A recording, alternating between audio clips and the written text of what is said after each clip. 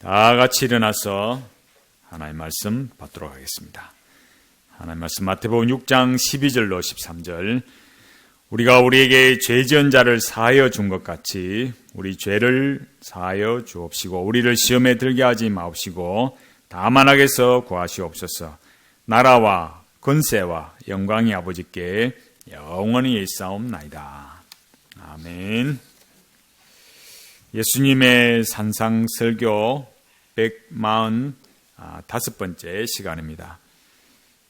아마 1월달 정도 되면 아마 주기도문 끝날 겁니다. 오늘부터 주기도문의 영광송에 대해서 살펴보려고 합니다. 대개 나라와 권세와 영광이 아버지께 영원히 있사옵나이다를 송영이라 합니다. 번역을 그렇게 했어요. 그래서 송영이란 하나님을 찬양하는 노래라는 뜻으로 기도 형식의 찬송을 말하는데 시편 118편 25절에서 주의 이름으로 오는 자에게 복이 있으리라와 같은 서술적인 형식을 취합니다. 이 송영이라는 말은 국어사전에도 없는 말이에요. 이 송영에 대해서 여러 해석이 있습니다. 송영이란 말이 가지는 그 의미도 있지만 그 본래의 뜻이 제대로 살아나려면 송영이라는 말보다도 영광송, 제가 처음 이 제목을 주기도문의 영광송이라 했듯이 영광송이라 하는 것이 좋습니다. 영광송의 이 부분이 원래부터 있었다는 견해와 또 원래는 예수님의 가르침이 아니었으나 후대에 첨가했을 것이다, 이런 이야기들이 있는데 그 내용에 관해서는 여러 이런 사본에 관한 그 논란이 있기 때문에 그 다음에 이제 설교집에 나오면 보고 본론으로 바로 들어가도록 하겠습니다.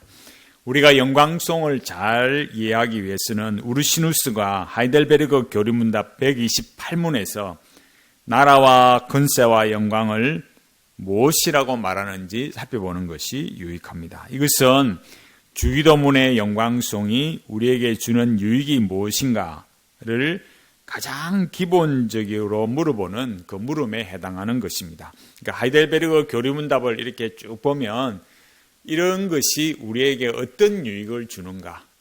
예를 들면 그리스도의 삼중직이 우리에게 어떤 유익을 주는가? 성례는 우리에게 어떤 유익을 주는가? 이렇게 말하는 것 같이 이 영광송이 또 우리에게 주는 유익이 무엇인가? 이거를 직접적으로 정확하게 알아야 한다라는 거예요. 루시누스는 이 영광송이 우리의 믿음을 확정하며 우리의 확신이 응답받는 데 기여한다, 이렇게 말했어요. 루시누스가 그렇게 말한 이유는 하나님께서는 우리가 주께 바라는 것들을 주시는 분이시며 하나님께서 우리에게 기꺼이 베풀어 주시기 때문입니다, 이렇게 말했어요. 그러니까 그 내용의 핵심이 그렇다라는 거예요. 이것은 예수님께서 우리에게 가르쳐 주신 주기도문 그대로 기도할 때 우리가 드리는 이 기도가, 우리의 기도가 하나님 앞에 확신에 차고 또 그 확신 가운데서 하나님의 응답하심을 크게 확신하고 살아갈 수 있다라는 것을 말합니다. 오늘의 이 설교의 중요한 이 영광송을 살펴보기 이전에, 그러니까 또 이 영광송의 이 내용의 중요한 그 흐름이 뭐냐라고 할 때 이 확신, 우리가 가지는 이 확신이 뭐냐, 이게 중요하다는 거예요. 그것은 나라와 권세와 영광이 아버지께 영원히 있사옵나이다, 아멘이라는 이 영광송이 하나님께 대한 강력한 확신을 나타낸다라는 뜻이에요. 그 강력한 확신이 어디로부터 주어지는가? 이게 중요합니다. 오직 예수 그리스도의 십자가 피로서 우리를 죄에서 구원하신 그 사랑으로 주어집니다. 예수 그리스도를 믿은 성도만이 이 강력한 확신 속에 대개 나라와 권세와 영광이 아버지께 영원히 있사옵나이다, 아멘 이라고 선포하고 믿고 소망하고 살아갈 수 있습니다. 이 확신은 주기도문을 드리는 우리의 이 존재적 관점이 예수 그리스도 안에서 완전하게 영원히 주어졌기 때문에 성령 하나님께서 우리에게 주시는 확신입니다. 우리가 가지는 이 확신에 대해서 사도 요한이 이렇게 말했어요. 요한일서 5장 14절 15절에 그를 향하여 우리의 가진 바 담대한 것이 이것이니 그의 뜻대로 무엇을 구하면 들으심이라. 우리가 무엇이든지 구하는 바를 들으시는 줄을 안즉 우리가 그에게 구한 그것을 얻은 줄을 또한 아느니라. 아멘.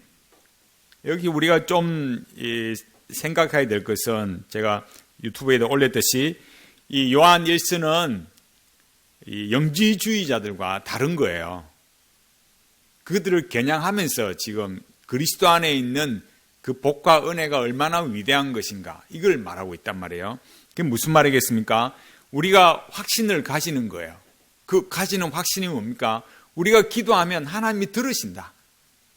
그 확신을 가지는 거예요. 그럼 영지주의자들은 어떻게 했어요? 확신이 없어요. 그럼 그 확신을 자기들은 뭘로 받겠어요? 종교적 열심으로 접신을 해서 영적인 안내자를 만나서 그 찌릿한 거, 그 영적인 안내자 귀신을 만나서 대화하고 자기가 뭔가 어떤 영지, 거룩한 어떤 지식을, 영적인 지식을 얻고 신비한 체험을 해야 자기가 그때서 비로소 뭔가 신이 자기한테 감흥을 준 것으로 그렇게 생각한다는 거예요. 우리는 그런 영지주의자하고 다르다 이거예요. 그럼 뭐가 다르겠습니까? 여기 뭐라 했습니까?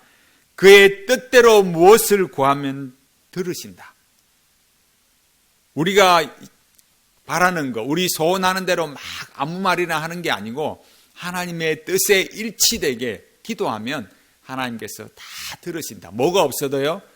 접신을 안 해도, 그런 영적인 안내자 귀신을 안 만나도, 그리고 찌릿한 거, 나만의 체험, 너희들은 몰라. 나는 음성을 들었다. 나는 봤다. 이런 거 안 해도 하나님의 말씀대로 기도하면 하나님께서 우리의 기도를 다 들으신다. 그리고 우리가 그에게 구한 그것을 또 얻는다. 이 강력한 확신이 우리에게 있다 이거예요. 누구와 다르게요? 저 영지주의자들과는 다르다 이거예요. 여기 14절에서 말하는 담대하다라는 말씀은 헬라어로 파레시아인데 그 뜻은 확신하다라는 말이에요. 이 확신하다는 말은 명백하다는 거예요. 예수님께서 십자가에 못 박혀 죽으시고 부활하실 것을 말씀하실 때 드러내어 놓고 말씀하셨다 했어요. 이 한글로는 드러내어 놓고라고 번역했지만 그 말이 명백하게 말씀하셨다. 확신을 가지고 확실하게 말씀하셨어요. 예수님께서 십자가에 죽으시고 부활하시는 것을 명백하게 확실하게 말씀하셨어요. 우리 입장에서 보면 무슨 뜻이겠습니까? 목숨을 내놓고 말씀을 하셨다라는 거예요. 그만큼 너무너무 중요한 일이기 때문에 명백하게 말씀을 하셨어요. 그러니 나중에 오순절 이후에 제자들이 산헤드린에서 그 수많은 사람들이 자기 목숨을 오늘 당장 어떻게 할 수도 있는 그 자리인데 그 자리에서 신문을 받고 난 이후에도 자기 목숨을 내어놓고 담대하게 확신을 가지고 복음을 전했어요. 세상은 이 확신을 뭘로 말할까요? 프랑스의 철학자 푸코의 그 말년을 사로잡았던 그 자기 철학의 개념이 뭐였냐면 확신이었어요. 이 단어 앞에서 뭐라 했습니까? 파레시아라 했잖아요. 그리고 자기가 죽기 전에 몇 해 동안에 이 푸코가 파레시아에 대해서, 확신에 대해서 계속해서 집중적으로 연구했어요. 그 연구의 결과물이 담론과 진실이라는 그 강연록의 단어가 나 있어요. 그 고대 그리스의 파레시아라는 말은 뭐냐면은 모던이라는 판이란 말과 또 레시스라는 그 말, 그러니까 모든 말, 그러니까 파레시스라는 뜻이 뭐냐면 남김없이 모두 다 이야기한다라는 뜻이에요. 그러니까 일반적으로 사람들이 자신이 아는 진실을 다 이야기한다. 이거 참 어려운 일이잖아요. 왜냐하면 자기가 진실을 말하는 순간에 자기에게 불이익이 돌아올 수도 있기 때문이잖아요. 그런 까닭에 파레시아는 이 확신이라는 것은 용기의 덕목에 속했어요. 특히 그게 그 확신 파레시아가 누구 앞에 섰을 때 그렇게 했습니까? 절대 권력 앞에 섰을 때, 그런 권력 앞에서 생명을 걸고 진실을, 자기가 아는 것을 다 말한다는 것은 굉장한 용기잖아요. 푸코는 그런 용기의 덕목을 가진 사람을 소크라테스라 했어요. 키케로는 소크라테스를 죽음으로 이끈 파레시아를 대담한 저항이다, 이렇게 요약했습니다. 그 파레시아 확신이 바로 소크라테스의 영혼의 위대함에서 나왔다, 이렇게 말했어요. 푸코가 고대 문헌에서 이런 파레시아를 말한 것은 정치적 진실 앞에서 그런 그 정치 권력 앞에 선 그런 주체의 윤리적 의무를 말함으로써 이 참다운 파레시아, 확신, 용기, 이런 걸 말하기 위함이었어요. 그래서 푸코는 권력과 이 부 앞에서 삶의 최종적인 가치에 대한 신념을 굽히지 않는 정치적 진실이 파레시아다, 확신이다, 이렇게 말했어요. 그러면 푸코의 이 연구 주제가 말하는 것이 바로 이 내용이 무엇이냐면은 인식의 주체가 되기 위한 방법이 무엇이냐, 이런 말이었어요. 그러니까 내가 그냥 이 세상에 있는 많은 이런 지식과 뭐 삶의 방식이든 내용, 이런 것들에 대해서 내가 주체가 되어서, 내가 주인이 되어서 뭔가를 행해야 되는데 그게 방법이 뭐냐, 이거죠. 푸코는 사회적으로 공인된 지식과 권력에 의지하지 않고 어떻게 주체화의 가능성이 있는가, 그러니까 앞서 말했듯이 뭐에 굴복하지 않고요, 절대적 권력, 그 다음에 돈에, 그런데 자본에 굴복당하지 않고 어떻게 내가 주체적으로 살아갈 수 있는가, 그런 걸 고민했어요. 푸코가 답을 어디서 찾았느냐, 고대 그 그리스 시대의 성적인 욕망에서 찾았어요. 그리스 사람들을 보니까 그 사람들이 자기들의 그런 쾌락을 끌려가는 수동적인 삶이 아니고 인식의 주체가 되어서 쾌락을 능동적으로 활용하는 자유인이었다, 이렇게 미화시켰어요. 아주 그냥 왜 그렇게 했습니까? 인간의 그런 욕망을 정당화해야 되니까요. 그런데 그렇게 말했던, 주체를 그렇게 부르짖었던 푸코는 에이즈로 죽었어요. 에이즈로 죽은 푸코가 무슨 주체적 용기이고 그게 무슨 덕목이고 파레시아고 본받을 만한 확신이고 그런 게 되겠냐, 이거예요. 비참하고 처참하게 죽은 거예요. 그렇게 살다가 죽고 싶은 사람이 세상에 어디 있겠어요.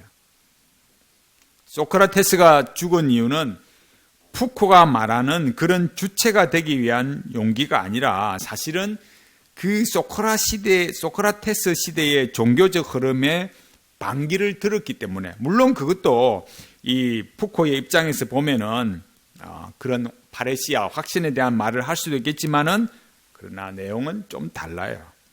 소크라테스의 제목은 두 가지였어요. 제목이, 첫째는 소크라테스는 아테네 시민들이 믿는 신들이 아니라 새로운 다이몬 신을 섬겼다, 그랬어요. 둘째는 소크라테스가 그 다이몬을 섬기도록 젊은이들을 부추김으로써 그들을 타락시켰다, 이렇게 말했어요. 그래서 고발장에 뭐라고 썼느냐면, 소크라테스는 범죄인이다, 청년들에게 유해하고 파멸적인 영향을 주고 국가가 인정하는 신을 믿지 않으며 다른 새 귀신을 제사 지내고 있다, 이렇게 말했어요. 그리고 그 소크라테스가 그렇게 재판을 받을 때 소크라테스가 뭐라 했냐면, 철학을 공부해야 하는 이유를 음미되지 않는 삶, 우리가 뭘 음미한다 이러잖아요. 그 음미되지 않는 삶은 살 가치가 없다, 이렇게 말했어요. 근데 그런 것들이 다 어디에서 주어지느냐? 그런 사람들, 젊은이들의 마음을 이렇게 막 그렇게 부추기고 자기 삶에도 이렇게 철학을 공부해서 삶을 의미해야 된다는 그런 게 어디서 왔냐 이거야. 다이몬신, 접신을 해서 왔다 이거예요. 이게 종교적인 도약이에요.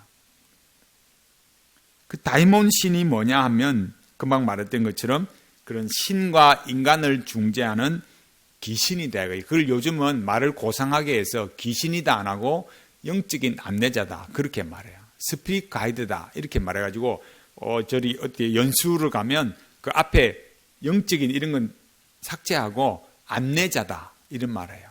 그 안내자를 만나라 이런 말을 하는 거예요. 그래서 이 소크라테스는 길을 가다가 다이몬의 그 소리에, 귀신의 소리에 잡혀서 하늘을 멍하니 바라보고 넋을 잃은 적도 있었어요. 그래서 그 소크라테스는 자기가 그 귀신에 홀릴 때, 그 다이몬의 소리에 홀릴 때 그걸 뭐라 했냐면 내면의 양심의 소리다 그렇게 말했어요. 결국 뭘 말하겠습니까? 푸크가 말했던 그 주체라는 것의 본보기가 누구라고요? 소크라테스인데 소크라테스도 결국 지 내면의 양심이라는 게, 자기의 그 내면의 양심이라는 게 뭐예요? 귀신과 접신해가지고 그 다이몬신, 그 귀신과 접신해서 나오는 그 소리였다 이거예요. 자기 정신은 없어요. 자기 주체, 자기만의 목소리. 파레시아가 뭐라 했어요? 있는 그대로 다 말하는 거. 실제로 그런 건 없다 이거예요. 오히려 귀신에 사로잡혀서 접신만 일어났어요. 소크라테스나 푸코나 주체도 용기도 확신도 없고 결국 뭐 했습니까? 귀신의 종로로 타고 에이즈 걸려 죽는 것밖에 없어요. 세상이 아무리 주체를 부르짖어도 결국은 종교적 도약이 일어나고 윤리적 타락밖에 없더라. 이것을 우리가 확인할 수 있습니다. 결국 비참한 끝이다. 비참한 종말이다라는 거예요. 그러면 우리의 확신, 예수 그리스도를 믿는 우리의 용기는 이 기도할 때 하나님 앞에 우리가 또 삶을 살아가는 일에 있어서 용기, 확신, 이건 어디서 오느냐 이거예요. 우리가 이 영광송을 살펴볼 때 이런 부분을 아는 것이 너무 중요해요. 첫째는 예수 그리스도께서 십자가에 피 흘려 죽으심으로 허물과 죄로 죽었던 존재였던 우리를 구원하여 하나님으로, 하나님의 백성으로 삼으셨기 때문에 우리에게는 그런 확신이 있습니다. 우리의 존재, 우리의 새로워진 존재, 우리의 새로워진 이 신분의 변화가 확신과 용기를 줍니다. 둘째는 사도 요한이 말했듯이 우리가 하나님의 백성으로서 하나님의 뜻대로 구할 때 응답해 주시는 하나님이시기 때문에 우리에게는 용기와 확신이 있습니다.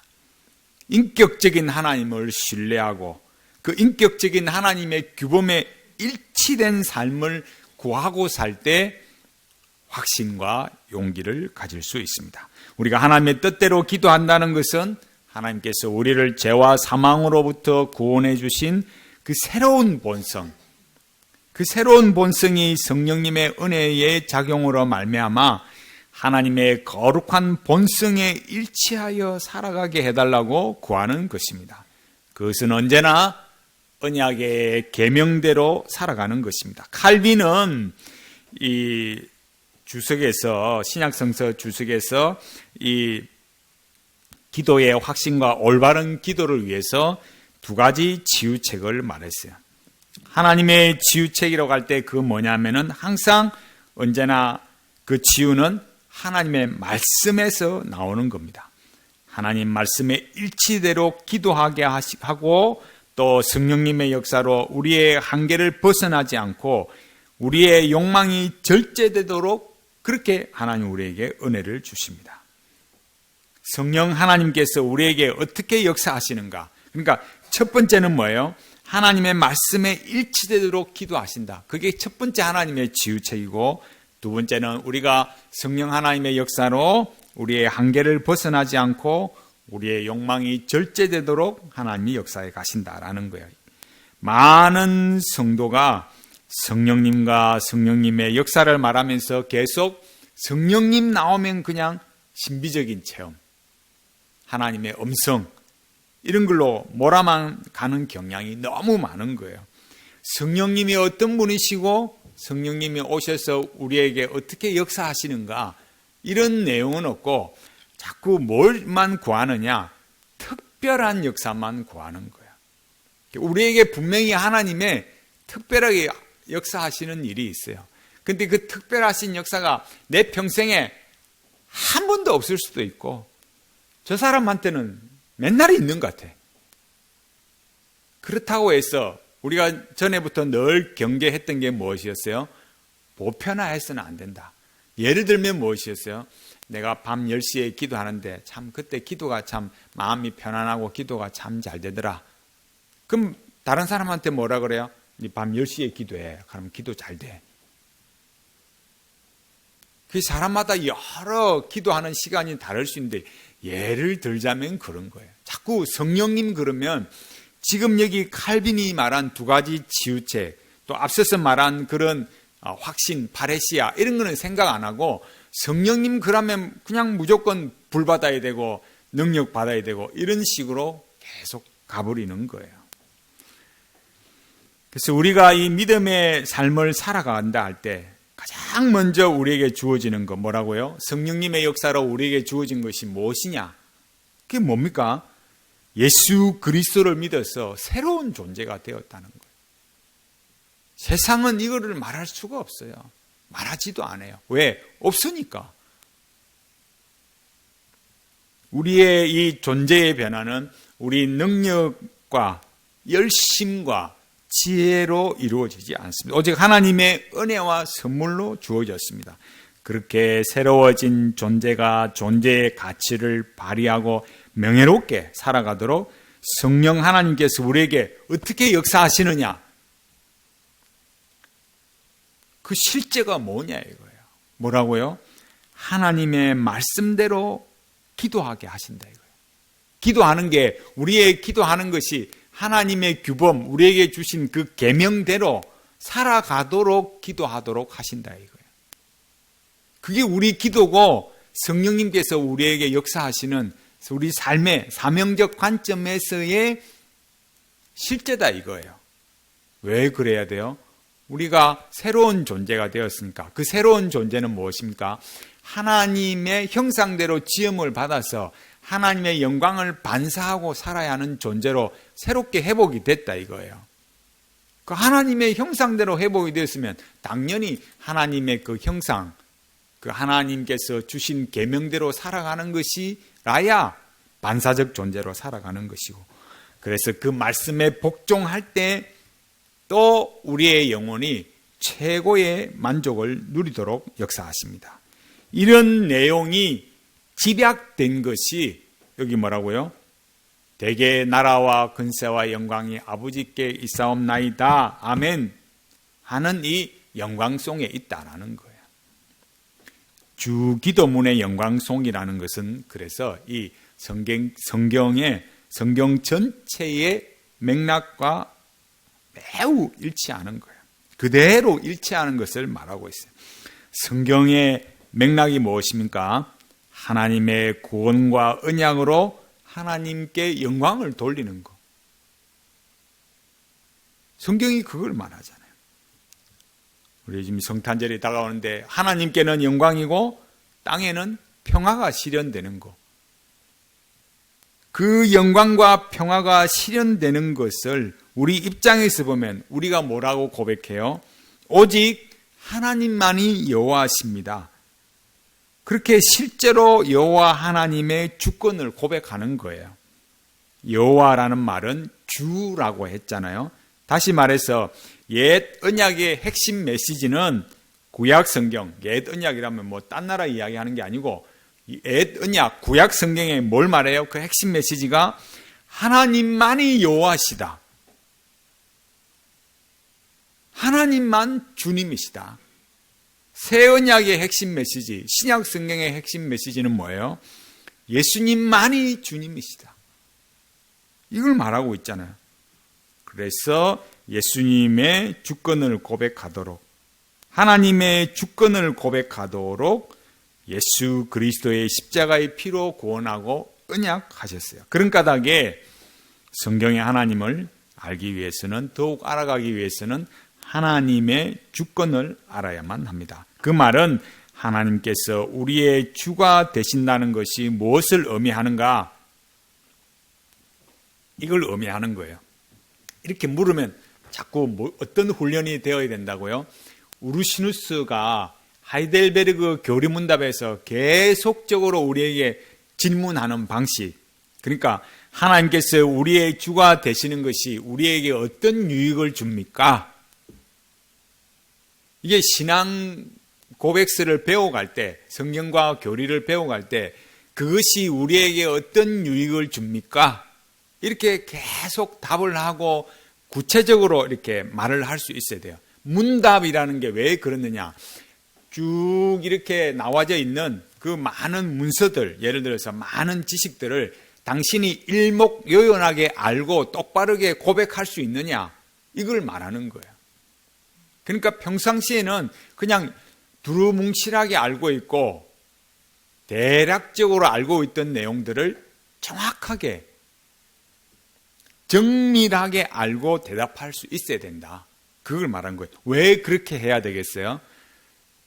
지식이, 특히나 선악을 아는 지식이 명확해야 이 나의 멘탈리티가 올바르게 되고 삶을 살아가는 일에 이것도 아니고 저것도 아니고 어중떠중 이렇게 사는 게 아니고 확실하게 삶을 살아가기 때문에 그래요. 하나님께서 주시다 이렇게 고백할 때 우리가 주 이렇게 하면 요즘 사람들, 이 현대인의 개념은 자꾸 억압적으로 생각하잖아요. 그죠? 나 위에 주가 있어? 이런 말 좋아하는 사람은 세상에 어디 있어요. 그러나 나의 주가 계시다라는 말은 인격적인 하나님의 이름을 말하는 거예요. 인격적이신 하나님은 어떤 하나님입니까? 자기 백성을 위하여 열심히 일하시는 하나님. 그 하나님을 뭐라고요? 하나님은 나의 주님이십니다. 하나님은 나의 여호와십니다. 이렇게 고백하는 거예요.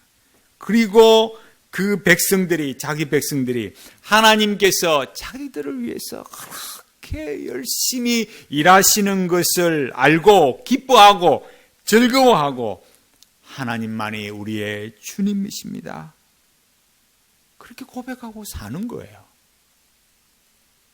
그 주님이라는 고백이 그 인격적이란 말이 그게 없어져 버리면 저 세상이 물질과 시간으로 말하는 그런 우발적인 현상, 우연이 되어지는 것, 그런 것과는 너무 다르다 이거예요.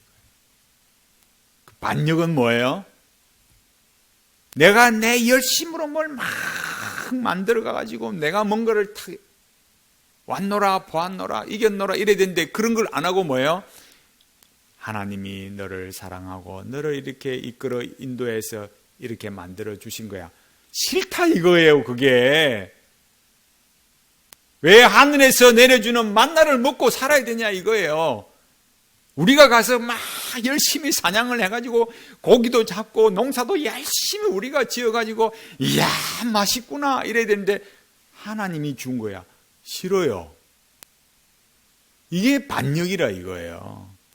주는 뭐예요? 네가 아무리 그렇게 네 인생을 열심히 살아도 결국은 앞에서 봤듯이 뭐예요? 푸코처럼 주체, 소크라테스처럼 내면의 소리 해봤자 결국 뭐예요? 접신하고 그런 에이즈로 죽어가는 비참한 인생을 살아가는 그것밖에 없는데 예수 그리스도를 믿어서 여호와 하나님이 여호와십니다. 하나님만이 주님이십니다. 예수 그리스도만이 우리의 주님이십니다. 그렇게 믿고 살아가야 그 말씀에 일치되게 기도하고 살아가야 우리의 이 멘탈이 올바르게 되고 참된 확신, 그 참된 파레시아를 가지고 용기를 가지고 살아갈 수 있다 이거예요. 우리 하나님을 언약의 주님으로 고백하고 살아간다라는 것은 물질적이고 기계적이고 자동적인 것이 아니고 하나님을 언약의 주님으로 인격적인 하나님으로 내가 아무리 많이 애쓰고 노력하고 열심히 하는 것보다 하나님께서 우리를 인도하시는 것이 최고의 영광이고 명예로운 길이다. 이거를 우리로 하여금 알게 하고 고백하고 살아가게 하시는 거예요. 신이 물질적이고 기계적이고 자동적이고 이렇게 되면요, 우리 열심을 동원해서 욕망을 이루려고 하는 거예요.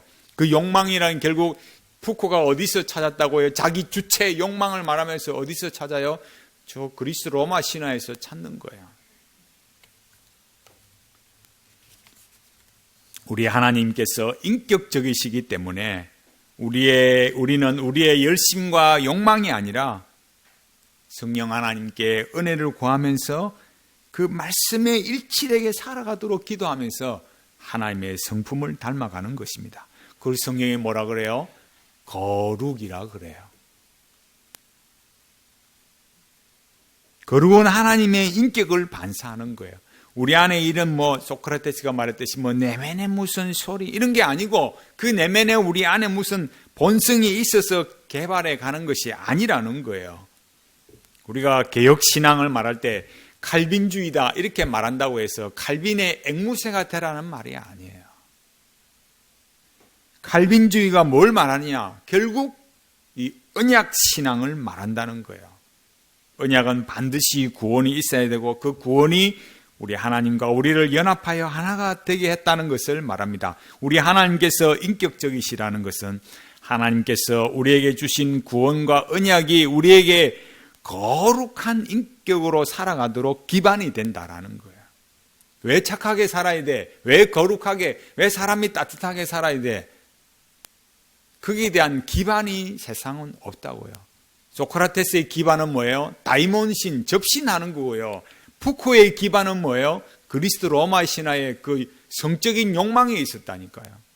그 결과가 어떻게 되겠어요?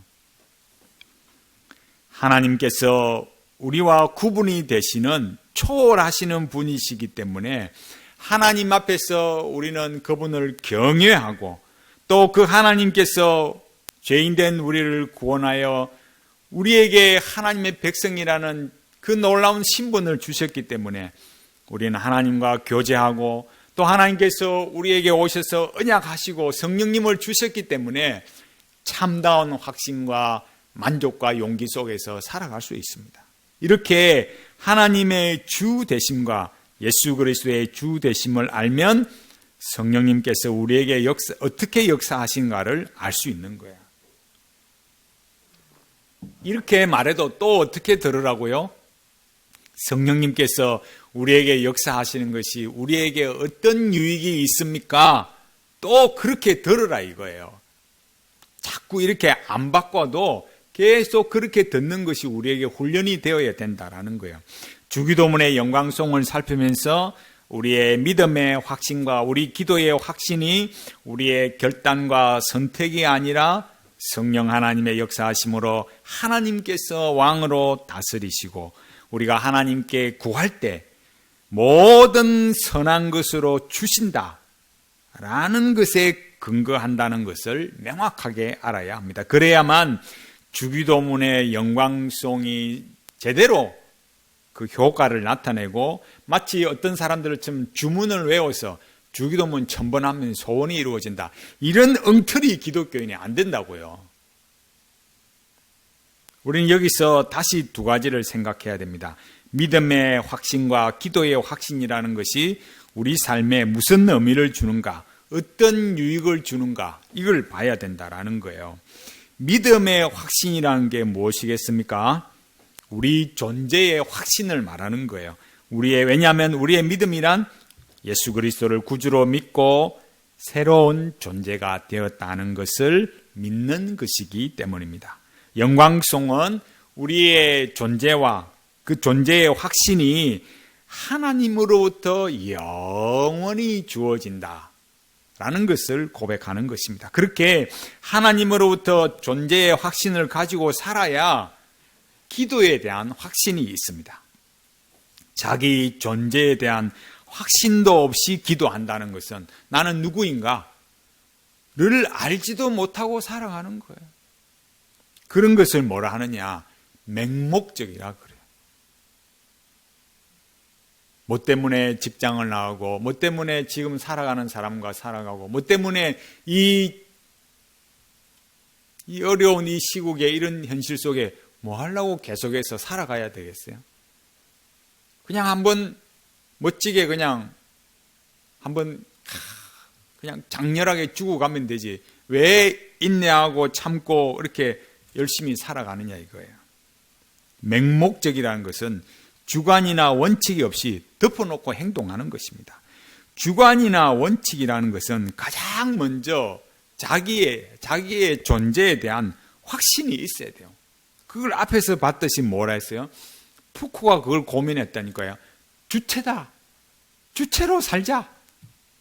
저 돈 앞에, 권력 앞에 내 할 말 못하고, 그 권력에 꼼짝 못하고 그렇게 살지 말고 내가 본 거, 내가 들은 거 그대로 말하는 주체가 되자.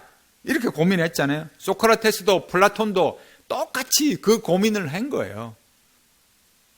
그러나 뭐 했다고요?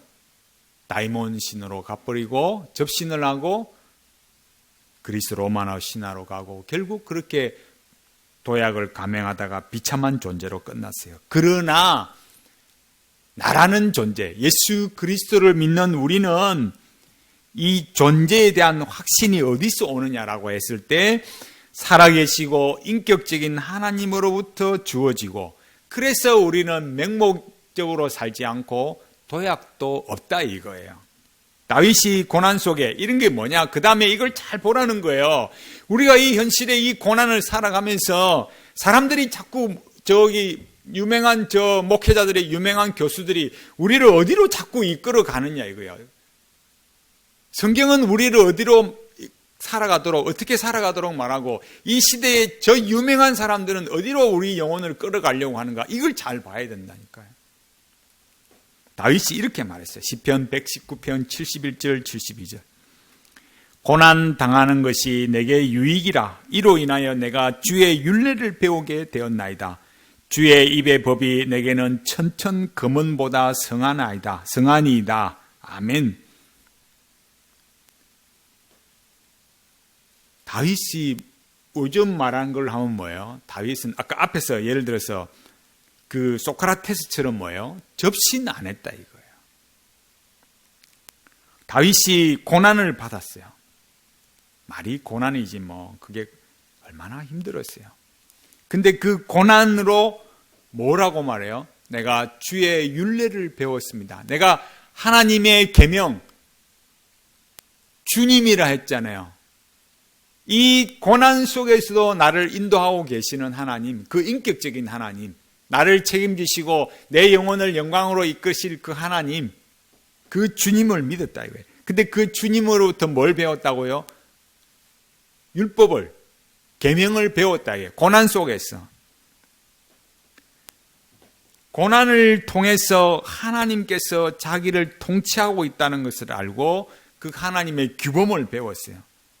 그래서 뭐라 했어요?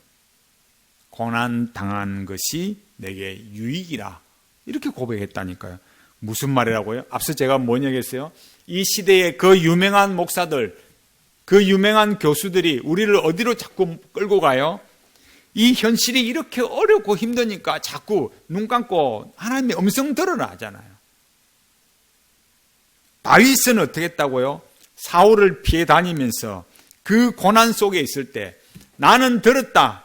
나는 봤다. 난 너희들이 모르는 거 나는 신비한 음성을 들었고 나는 신비한 체험을 했다. 이렇게 안 하고 다윗이 뭐라 했다고요? 나는 주의 율례를 배웠다. 우리도 그렇잖아요. 우리가 막 힘들고 어려우면 막 들려주시면 좋겠고 보여주시면 좋겠고 뭔가 체험이 있으면 좋겠고, 다윗은 그렇게 안 했다고요. 다윗은 뭐 했다고요? 율례를 배웠다. 말씀을 배웠다고요. 성령님께서 다윗에게 역사에서 뭘 배우게 하고 뭘 알게 했느냐? 그 고난 속에서도 하나님 말씀을 배웠다고요. 그 하나님의 말씀을 배우니까 자기 앞에서 그냥 칼 한 번 빼서 사울을 푹 죽일 수도 있는데 말씀 앞에 자기를 대면하니까 칼을 못 뽑는다고요. 그리고 뭐라 그래요? 하나님께서 하실 거라고. 옆에 있는 장수가 뭐라 그래요? 그 우리식으로 보면 뭐라 했겠어요? 참 겁도 많으시네요. 그만 한 방이면 그냥 한 칼이면 그냥 끝나는데 그리 안 했다니까요. 그리 안 하니까 나중에 그 수많은 유대 사람들, 이스라엘 사람들이 뭐예요? 다윗에게 굴복하는 거죠. 그런 일들이 어디서 왔느냐? 내가 들었다 봤다 요즘처럼만 그렇게 사람을 이 위기 속에 있을수록 사람들을 자꾸 그런 종교성으로 끌어가서 도약으로 가게 한다 이거예요. 기독교는, 성경은 그런 게 아니라는 걸 분명히 알아야 된다 이거예요. 우리는 고난이 없어지고 먹고 살만해지고 편해지는 것이 유익이라고 생각하고 무슨 체험을 하고 들었다 봤다 하는 것이 내게 유익이다. 나는 그런 거 배웠다. 그 사람들 앞에 나서면 뭐라고 그래요? 너가 알지 못하는 나만의 신비한 게 있다고.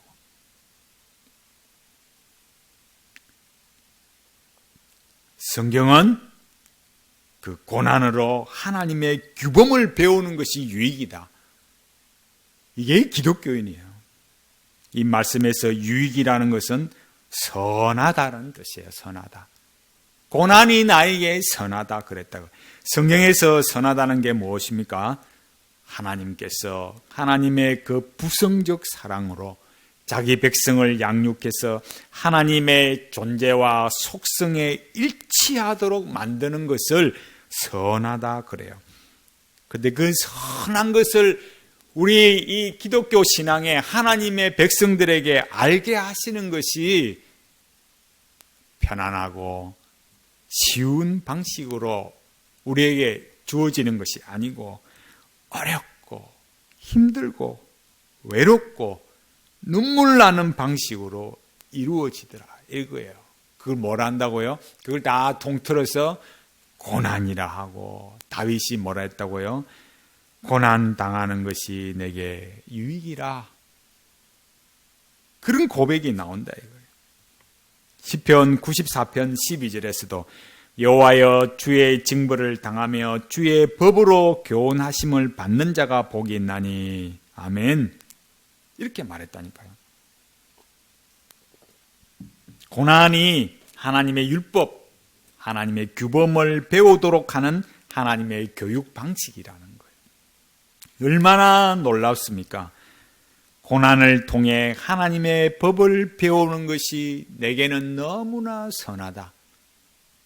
다윗이 그렇게 고백했다니까요. 그리고 주의 법이 자기에게는 천천의 금은보다 좋다. 이렇게 고백했어요. 천천의 금은보다 좋다라는 말이 무슨 뜻입니까? 무한대로 좋다는 거예요. 이것이 무엇을 말하겠습니까? 하나님의 백성은 하나님의 규범 속에서 하나님과의 그 관계적 관점 속에서 자기 존재의 확신을 가지고 살았다라는 거예요. 그게 참된 확신, 참된 파레시아, 참된 용기, 이걸 우리에게 말한다는 거예요. 저 푸코나, 주체를 부르짖었던 푸코나, 내면의 양심, 내면의 소리를 부르짖었던 그 소크라테스나 그런 방식으로 살지 않는다 이거예요. 그러면 기도의 확신은 무엇이겠습니까? 기도의 확신이란 살아가는 내용을 말하는 거예요.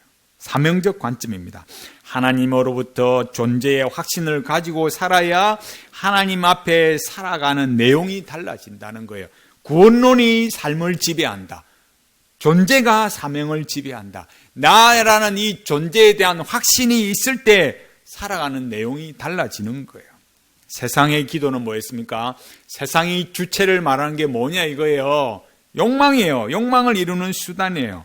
성도의 기도, 성도의 말하는, 성도의 기도하는, 성도의 소망하는 것, 이런 것들은 다 어디에 있습니까? 언약의 현재와 고난 속에서 율법을 배워서, 계명을 배워서 그 말씀에 전적으로 복종하며 살아가는 것, 그걸 배우는 거예요. 언약의 현재와는 하나님의 법이 우리의 법이 되어서 하나님의 백성답게 살아내는 것입니다. 언약의 현재와는 언약의 충성입니다. 언약의 현재와는 우리의 존재가 하나님으로부터 확인되고 우리의 존재의 확신을 가지는 것이고, 그래야 우리 삶에서 하나님의 법대로 살아낼 수 있습니다. 요즘 유튜브에 보면은 많은, 인스타에도 그렇고 많은 이런 자료들이 있지만 그 중에 잘 아시는 세바시 있잖아요, 그죠? 세바시, 세상을 바꾸는 시간 15분 이렇게 줄여서 하는 말인데, 세바시가 이번에 세바시 인생 질문 100을 만들어서 책을 준비하고 있어요. 1300여 개의 이 세바시 강연에서 100가지 질문을 모아서 만드는 거예요. 책이 3가지인데 그 제목이 뭐냐? 첫 번째 뭘까요? 지금 우리가 계속 고민하고 있잖아요. 의미와 통일성, 관계, 존재, 사명. 세상이 다른 얘기 하겠어요? 인간인데 인격체가 뭘 원한다고요? 의미와 통일성, 관계, 존재, 사명. 이거 어디 가지 않아요. 그 책 3권이 뭐냐? 첫 번째 제목이 뭐예요? 나는 누구인가? 놀랍지 않아요? 결국 그 수많은, 여기 1300개 강연이라 했잖아요. 그 수많은 강연을 통해서 찾고 싶은 거, 알고 싶은 거, 첫 번째 뭐예요? 나는 누구인가? 푸코가 뭐라 했다고요? 주체가 뭐냐? 주체로 살고 싶다. 그걸 말하는 거예요. 그 다음 책 제목, 나는 무엇을 원하는가? 그 다음 제목, 나는 무엇을 할 것인가? 의미와 통일성의 세 관점에서 보면 존재, 사명, 이 2가지 말해요. 그러나 뭐는 없어요? 관계가 없어요. 그러니까 물론 이 안에 수평적인 관계는 있지만은 그 수직적인 관계는 없는 거죠. 왜 그렇습니까? 세상은 실존적이기 때문이에요.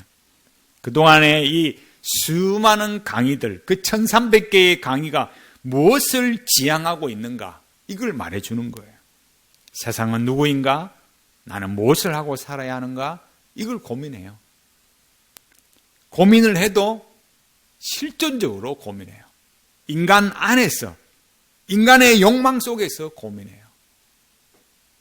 고민해 보면 답이 있을까요? 여전히 자기 한계에 직면하고 그 한계를 벗어나기 위해서 도약을 감행해요. 그 도약이 무엇이겠습니까? 명상하는 거죠. 소크라테스의 다이몬이 현대의 다이몬이 되는 거예요. 시대의 흐름은 언제나 그렇게 가는 거예요. 그러면 우리가 하나님의 백성으로서 존재의 확신, 기도의 확신, 이 믿음의 확신, 그런 속에 살기 위해서 어떻게 살아야 하는 거예요?